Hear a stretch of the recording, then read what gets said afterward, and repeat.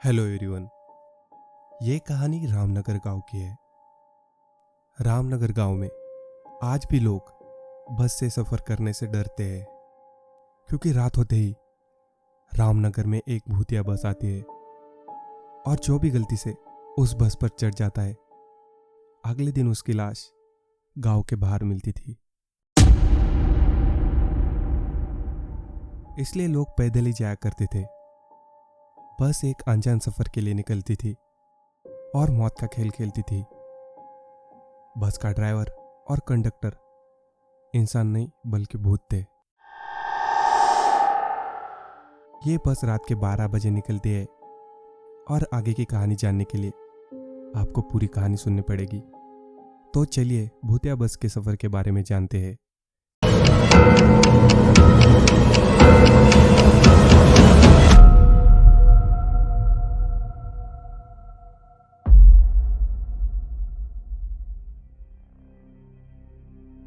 मेरा नाम अजय है और मैं रामनगर गांव में रहता हूं। मैं रामनगर गांव की सीकेबी कॉलेज में पढ़ाई करता हूं। मेरे पिता किसान हैं। हम लोग बहुत गरीब हैं। मैं पढ़ाई के साथ पार्ट टाइम जॉब भी करता हूं। मैं डिलीवरी बॉय की जॉब करता हूं। लोगों का सामान उनके घर में वक्त पर पहुंचा देता हूं। मेरे पिताजी मुझ पर गर्व करते हैं। मैं अपने पिताजी का सपना पूरा करना चाहता हूं।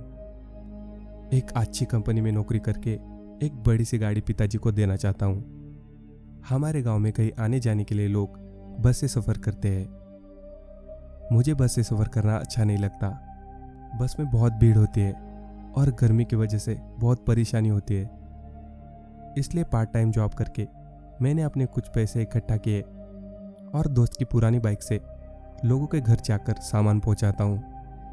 बाइक थोड़ी सी पुरानी है, इसलिए बीच बीच में इंजन गर्म हो जाता है और मुझे बाइक को धक्का मार के घर तक लाना पड़ता है।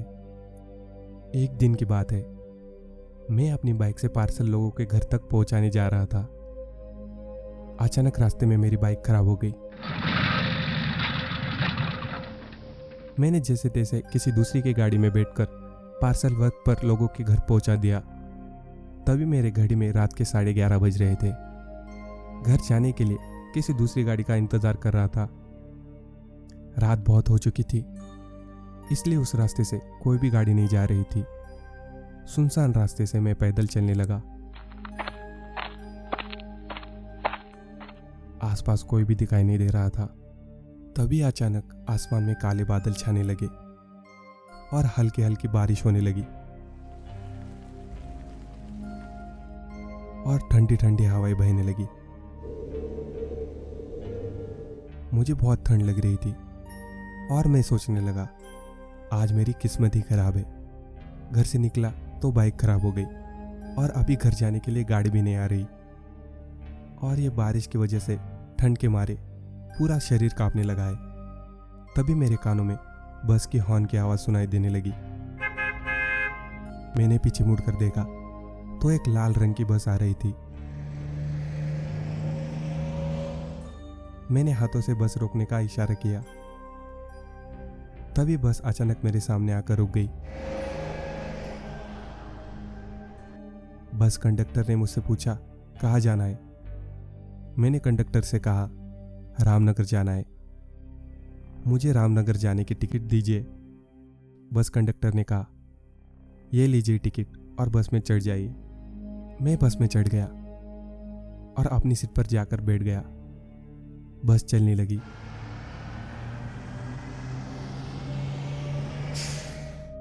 कुछ ही देर बाद अचानक बस तेजी से जाने लगी। मुझे कुछ अजीब लग रहा था। रात के 12:30 बज रहे थे। रास्ता इतना सन्नाटा था। कुत्ते की भौंकने की आवाज रास्ते में गूंज रही थी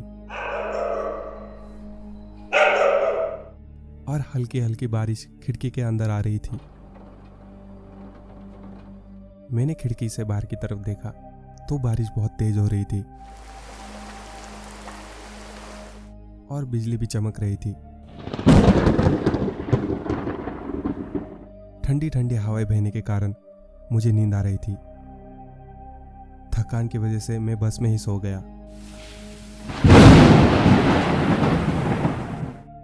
अचानक बिजली चमकने से मेरी नींद खुल गई और मैंने सामने जो नज़ारा देखा, मेरा दिल जोर जोर से धड़कने लगा। बस के अंदर कुछ काली आत्माएं उड़ने लगी थी और मेरे सामने आकर जोर जोर से हंसने लगी थी। मुझे मेरी आंखों पर यकीन नहीं हो रहा था।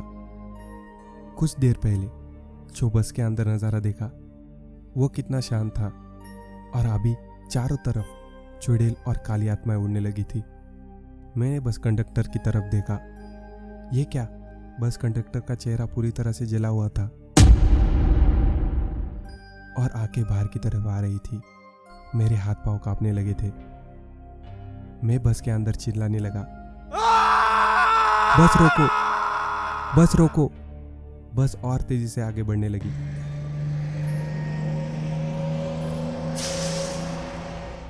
मैं दौड़ता हुआ बस ड्राइवर के पास गया। ये क्या, बस ड्राइवर का तो सिर ही नहीं था, एक कटा हुआ हाथ था जो बस चला रहा था। मेरे दिल की धड़कन तेज हो गई और मैं वापस अपनी सीट पर आकर बैठा। तभी बस का कंडक्टर मेरे पास आकर कहता है, बाबू डरो मत, हम लोग आपका कुछ नुकसान नहीं करेंगे। तभी मैंने बस कंडक्टर से कहा, आप लोग भूत कैसे बन गए हो और बस में ये सारी काली आत्माएं कौन है? बस कंडक्टर कहने लगा, बहुत सालों पहले की बात है। हम लोग विजयनगर से रामनगर की तरफ जा रहे थे। अचानक कुछ डाकू हमारे बस पर चढ़ गए और बस पे कब्जा कर लिया। बस के सभी यात्री बहुत डर गए थे। अचानक पुलिस की गाड़ी हमारे बस का पीछा करने लगी और डाकू पुलिस की तरफ गोली चलाने लगे और पुलिस भी बस की तरफ गोली चलाने लगी और अचानक पुलिस की गोली बस ड्राइवर को लग जाती है और बस खाई में जाकर गिर जाती है।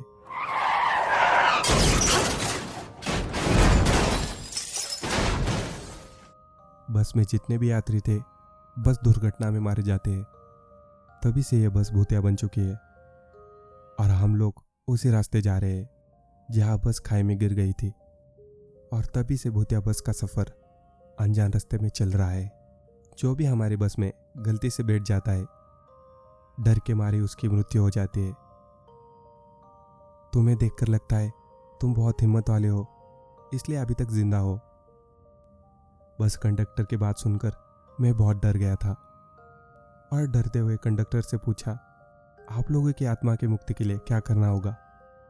कंडक्टर, जिस खाई में बस गिरी थी वहां पे शांति का हवन करवाना होगा।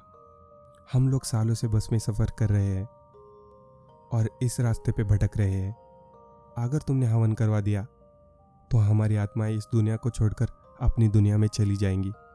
मैंने कंडक्टर से कहा, ठीक है, मैं पंडित जी से कहकर शांति का हवन करवा दूंगा और एक बात मुझसे वादा करो, हवन हो जाने के बाद तुम लोग अपनी दुनिया में चली जाओगे। कंडक्टर, मैं वादा करता हूँ, हवन हो जाने के बाद हम लोग इस दुनिया को छोड़कर अपनी दुनिया में चले जाएंगे। अचानक बस मेरे घर के सामने आकर रुकी। तभी बारिश भी बंद हो गई थी। मैं बस से उतरा और अपने घर की तरफ चलने लगा। मैंने पीछे मुड़कर देखा तो बस गायब हो चुकी थी। अगले दिन सुबह मैंने पंडित जी को साथ लेकर उसी रास्ते पे गया जहां बस खाई में गिरी थी। पंडित जी उस खाई के सामने बैठकर आत्मा की शांति का हवन करने लगे। अचानक कुछ ही देर बाद मुझे खाई से बस कंडक्टर, ड्राइवर और यात्रियों की आत्मा दिखाई देने लगी। जैसे ही हवन खत्म हुआ, सभी लोग आसमान की तरफ जाने लगे और आसमान में कहीं गायब हो गए।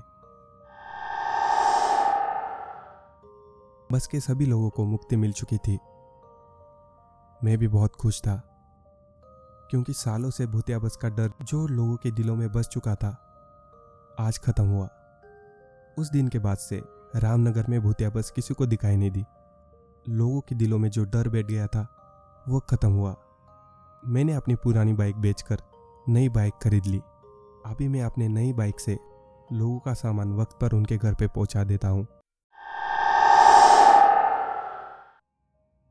तो आज की कहानी कैसे लगी कमेंट सेक्शन में ज़रूर बताना, और अगर नए हो तो चैनल को सब्सक्राइब ज़रूर करना और अपने दोस्तों और फैमिली में ज़रूर शेयर करना। Thank you so much.